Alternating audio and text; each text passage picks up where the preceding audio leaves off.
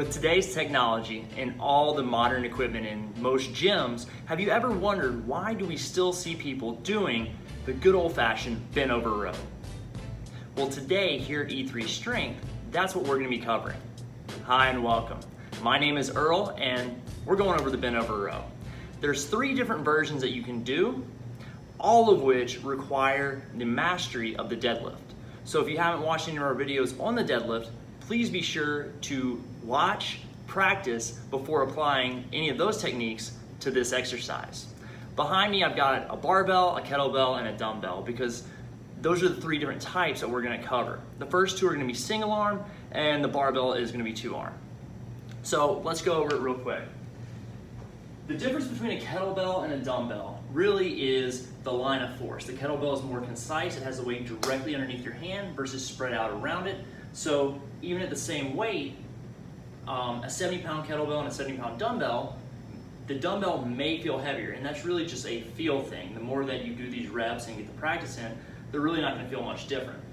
But no matter how you do them, you've got to start with a deadlift. So the way that we teach this is freestanding, which means you're going to get an isometric deadlift, tons of core engagement, all while working the big back muscles, specifically the lats, which happen to be the biggest muscle in the upper body. So whether dumbbell or kettlebell, you're going to stand with your heels on either side as if you're about to just deadlift this kettlebell or dumbbell. Once you have that position, you're going to take a half step back, which means your heel, your toe, and the kettlebell or dumbbell is going to be in line. From that position, whichever toe is back farther, that arm is going to be the one working. And so basically what you're doing is you're moving this leg out of the way to give yourself space to work.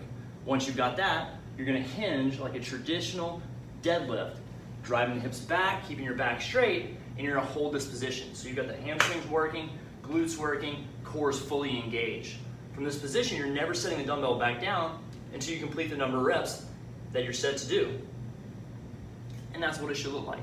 You're leading with retraction, just like we've done in a TRX or any other kind of row. Now, the reason that people keep doing this and keep going back to this exercise is because it engages every muscle in the body as you hold that isometric contraction and work dynamically through the upper body. Here at E3, we specifically pair this exercise with the deadlift, so that way you have isometric upper during the deadlift and then dynamic upper during the bent over row, both of which complement each other and really engage the whole posterior chain. With a dumbbell, the same principle. It's a little bit easier to line up your feet because you could take your heel and line up with the top of the dumbbell and your toe with the bottom. So it's going to be a little more open stance, but then again, you need that because your dumbbell is a little bit broader. Same idea, you're going to drive your hips back, lead with a retraction and follow through. And just like anything that you do, exhale as you contract. And in this motion, that's on the way up. So those are your 2 rows, dumbbells and kettlebells. And either way you do them, be sure to review and practice your deadlift because you have to deadlift the weight up to get it in a position and you have to hold the deadlift while you're working. So no matter what, you have to have that mastered before jumping in to these rows. The last one we're going to show you is the most advanced version, and we haven't even put out a video on barbell deadlifts yet. So until we do, I don't recommend practicing this one unless you're just fluent in barbell deadlifts. So with this, same idea, you're going to deadlift this up, lower yourself into position, so it requires 1 deadlift, and then you're going to hold that same position that we had for the single arm, and you're going to row simultaneous, and this could be overhand or underhand. So for today's purposes, I'm just going to show you overhand.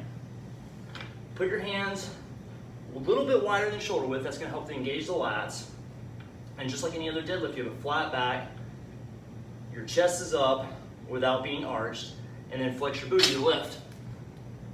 Once you're up into position, that's going to get you ready to lower yourself down, loading the hamstrings and the glutes with tension, the core is engaged, and I'm rowing for my abdomen. So I'm actually going to go below my 12th rib, and that's to keep the line of force as close to my pelvis as possible to ensure that there's less chance of injury.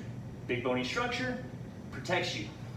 So if we're to row to the rib cage like a traditional row in this position, it's too far away from our center of gravity and it's going to pull you forward and really help you feel your lower back, and you don't want that. So keeping it lower toward the abdomen, more in line with your core, and no matter how you do it, you're going to be working your back muscles. So those are your 3 rows. Double arm barbell, single arm kettlebell, and single arm dumbbell.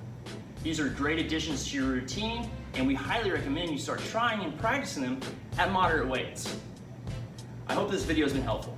If it has, please give us a like, a comment, or a share. Don't forget to click the subscribe button, because we're going to keep sending out as many videos as we can to help you guys get results. Thanks.